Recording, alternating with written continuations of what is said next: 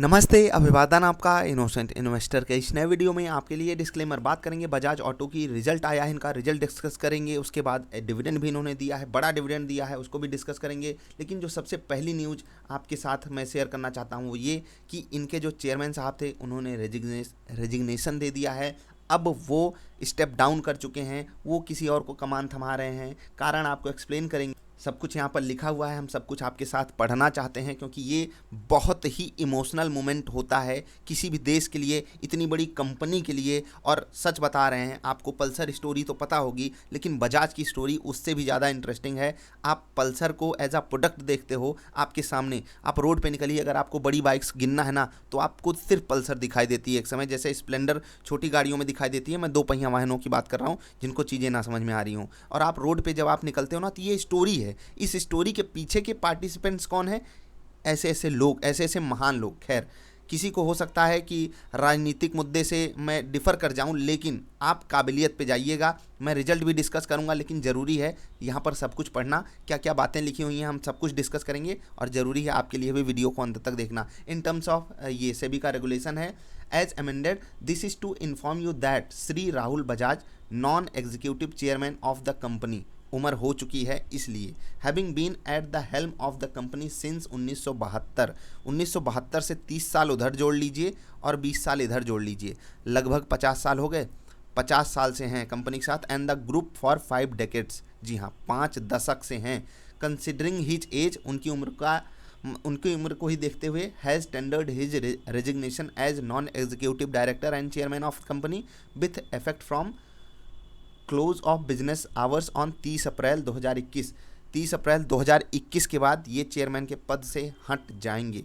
आज जो रिजल्ट हमारे सामने पेश हुआ है इसमें इन्हीं श्रीमान जी की साइन हमको देखने को मिलेगी। हम साइन भी आपको दिखाएंगे। और ये इमोशनल मोमेंट क्यों है? मोमेंटम याद आ रहा है, इमोशनल मोमेंट क्यों है? क्योंकि आपके सामने जो स्टोरी है ना आपको बहुत आसान लगती है लेकिन पीछे की कहानी बहुत इंटरेस्टिंग होती है। Shri Rahul Bajaj has made a huge contribution to the success of the company and the group over the last 5 decades. जी हाँ बिल्कुल, considering his tremendous experience and in the interest of the company and to continue to benefit from his experience, knowledge and wisdom from time to time in an advisory role and as a mentor. मतलब ये कह रहे हैं कि as a mentor वो company के लिए काम करते रहेंगे। The board of directors at its meeting held today and as recommended by nomination and remuneration committee has approved the appointment of Shri Rahul Bajaj as chairman emeritus of the company for a term of 5 years. अब अगले 5 साल तक आपको यहाँ पर चीज़ें on paper दिखाई देंगे कि राहुल बजाज जी चेयरमैन नहीं हैं, लेकिन जो पीछे का दिमाग होगा वो उन्हीं का होगा। With effect from 1 May 2021 this will be taken up at the ensuing annual general meeting. भाई जिनको ये लग रहा हो अंग्रेजी गलत पढ़ रहा हूँ तो उनसे माफ़ी, मैं किसी अंग्रेज देश में नहीं रहता हूँ, मैं अपने देश में रहता हूँ, मुझे अपनी मातृभाषा से प्यार है, मजबूरी हमारी अंग्रेजी पढ़ना इसलिए पढ़ रहे हैं। For the approval of the shareholders, जी हाँ शेयर होल्डर्स तो अप्रूव करेंगे ही करेंगे। In place of Shri Rahul Bajaj ji के जगह पे the outgoing chairman of the company अभी श्री नीरज बजाज, जी हाँ नीरज बजाज जी अब बनेंगे chairman, non executive director of the company. और ये इनकी शुरुआत होगी 1 मई 2021 से। Kindly take same on record. ठीक है, अब हम चलते हैं कहाँ? रिजल्ट पर। इतना समय मैंने इसको क्यों दिया? क्योंकि ये मोमेंट हम आपकी लाइफ में दोबारा नहीं आएगा। कुछ ही कंपनियाँ हैं जो इतना महान काम इतने लंबे समय से कर रही हैं और इंडिया में रिवोल्यूशन किया है इन्होंने, इसलिए मैंने इतना समय दिया। ठीक है, आपको भी ज़रूर देना चाहिए। रिजल्ट की बात करेंगे लेकिन उससे पहले हम आपको डिविडेंड दिखाएंगे जिससे आपका दिल खुश हो जाएगा। 140 रुपये हर शेयर पे आपको डिविडेंड मिलेगा। याद रखिएगा 10 रुपये फेस वैल्यू है और आपको उस पर 1400% का डिविडेंड मिल रहा है।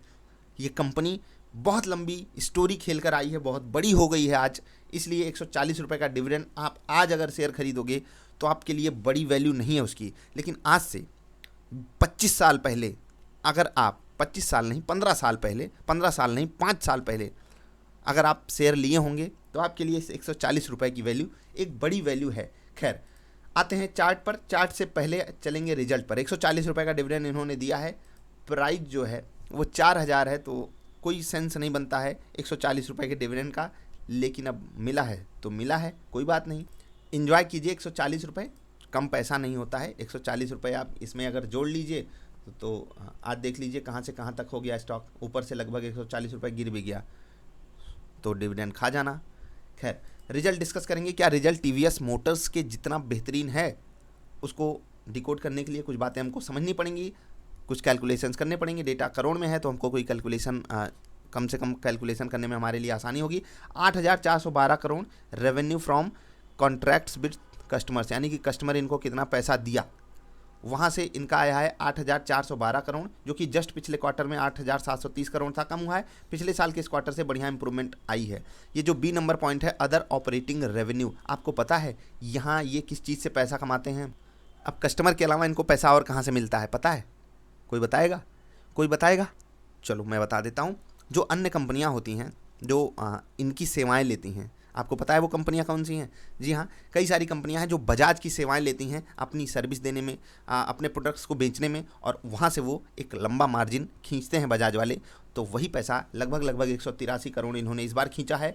पिछले साल के इस क्वार्टर में 204 करोड़ खींचा था इन्होंने। उस समय लोगों के पास पैसा था खर्च करने के लिए। इस वक्त छोटी बाइक्स या फिर 200 सीसी से कम की बाइक्स ज़्यादा बिकी हैं, और उसका फ़ायदा टीवीएस ने, हीरो ने, बजाज ने, सभी ने उठाया है। लेकिन बड़ी कंपनियां थोड़ी सी पिछड़ गई हैं।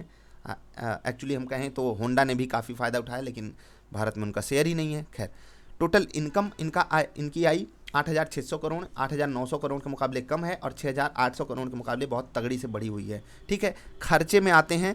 यहाँ पर रॉ मटेरियल का खर्चा ये हटा ही नहीं सकते, उसको कंट्रोल किया पिछली बार से, लेकिन यहाँ पर आपका अगर आप प्रोडक्शन भी देखोगे तो वो भी कम हुआ है, लेकिन पिछले साल के इस क्वार्टर से ये खर्चा भी बहुत तगड़े से बढ़ा है।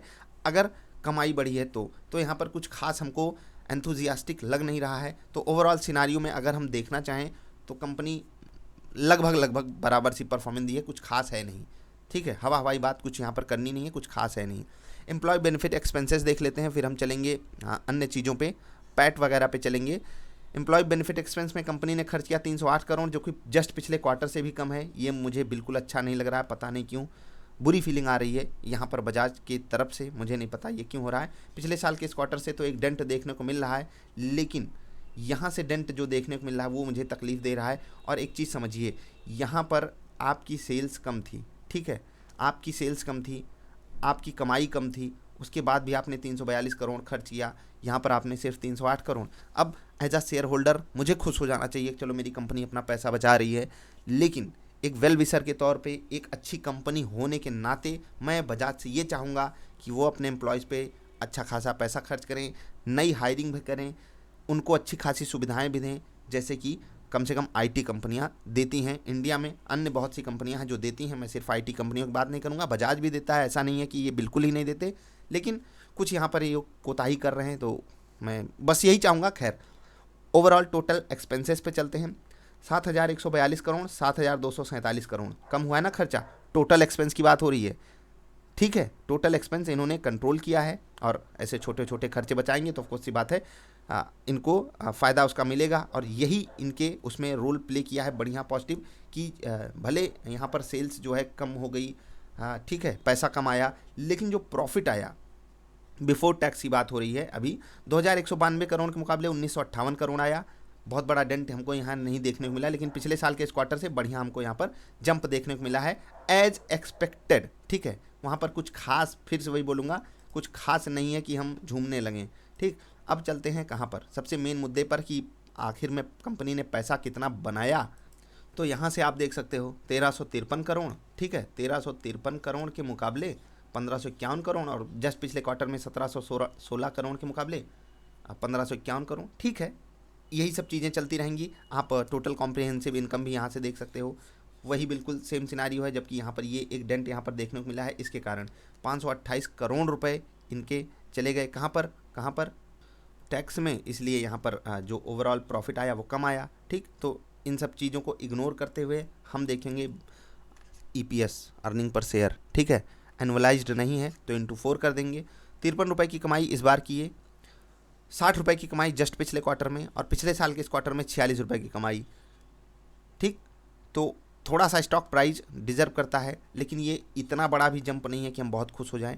ठीक है, कोई बात नहीं, 140 रुपये कंपनी ने अपने डिविडेंड डिस्ट्रीब्यूशन पॉलिसी के तहत हमको दिया है, खुश होने की कोई ज़रूरत है नहीं। मैं रिजल्ट से बहुत ज़्यादा सेटिस्फाइड नहीं हूँ, मुझे प्राइस में करेक्शन की उम्मीद है, जब तक वो नहीं आएगा तब तक मैं स्टॉक को कम से कम प्रेजेंट सिचुएशन में तो बिल्कुल नहीं खरीदना चाहता। ठीक है, लॉन्ग रन के लिए स्टॉक अच्छा है, कंपनी बड़ी है तो बहुत बड़ी ग्रोथ की एक्सपेक्टेशन आप नहीं कर सकते, और कंपनी खुद भी ये बात कह रही है कि हम डिविडेंड बांटना चाहते हैं और डिविडेंड बांटना चाहते हैं। उसके बारे में आप ज़्यादा पढ़ सकते हो रिजल्ट डाउनलोड करके बीएसई इंडिया या एनएससी इंडिया की वेबसाइट से। ठीक है, हम ये करेक्शन की उम्मीद है, और जब तक नहीं आएगा हम नहीं खरीदेंगे, ऊपर जाता है जाने दीजिए। ठीक, तो अपना और अपनी फैमिली का ख्याल रखिए। ये जो इमोशनल मोमेंट वाली बात मैंने की है, कुछ लोग उससे हो सकता है एग्री ना करो, लेकिन कोई बात नहीं, वीडियो डिसलाइक आप उस पर कर भी सकते हो, कोई तकलीफ नहीं है। बस अपना और अपनी फैमिली का ख्याल रखिए। दिन में 2 बार इंटेंस एक्सरसाइज और गर्म पानी का सेवन करते रहिए। हम और आप सुरक्षित रहेंगे, तभी ये बाज़ार चलती रहेगी। मिलते हैं फिर से, एंजॉय कीजिए, नमस्कार।